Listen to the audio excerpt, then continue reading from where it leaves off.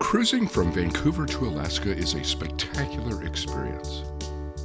There is amazing scenery along the way. Just when you think it can't get any better, you find something that is more beautiful.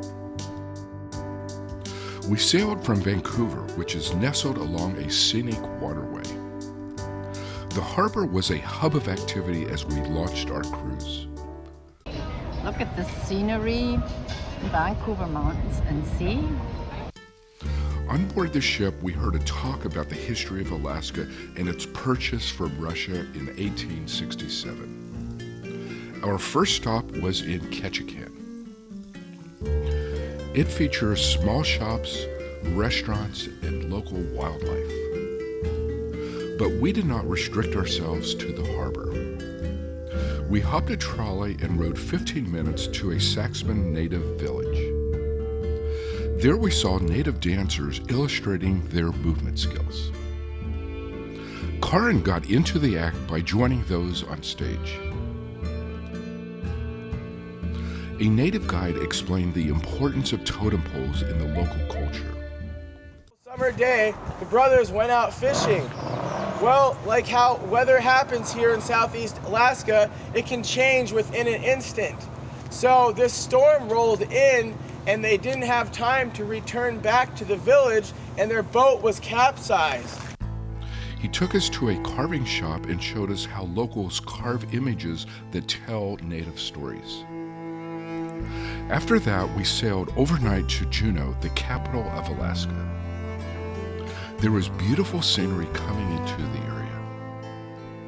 Juneau is a small town of 30,000 people. Our outing for the day was whale watching with guide Kylie. We were fortunate to see a number of different whales come to the surface.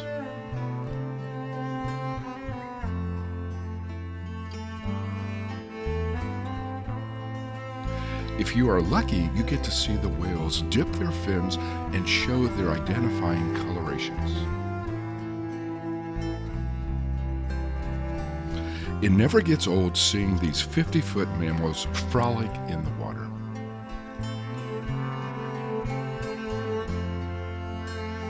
There also were sea lions bobbing their heads above water.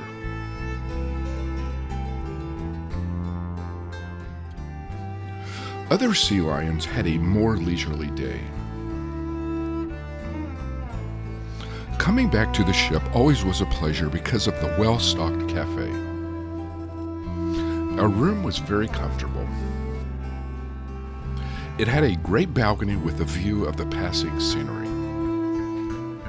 We also had a gym with one of the most spectacular views in the world. The next day, we sailed into Skagway. It was cold that morning with temperatures hovering around freezing. But the cold did not stop us from taking a railroad trip up the mountain. There were spectacular views along the mountain pass. There were river scenes and deep valleys. And at the mountaintop, we were rewarded with wonderful vistas. You just had to be careful not to look down because we were over 2,000 feet high. I wanted to close my eyes for that part of the trip. In Sitka, we visited a bald eagle sanctuary that takes care of injured birds. It was stunning to see the beautiful creatures up close. Our last visit was to Glacier Bay. It was one of the most beautiful parts of the trip.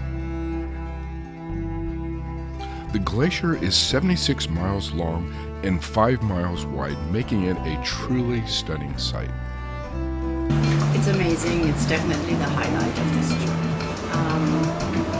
I have seen mountains and I've seen snow, but I haven't seen them so high up and also so pristine. You just know that not many people go there. All in all, it was a spectacular trip.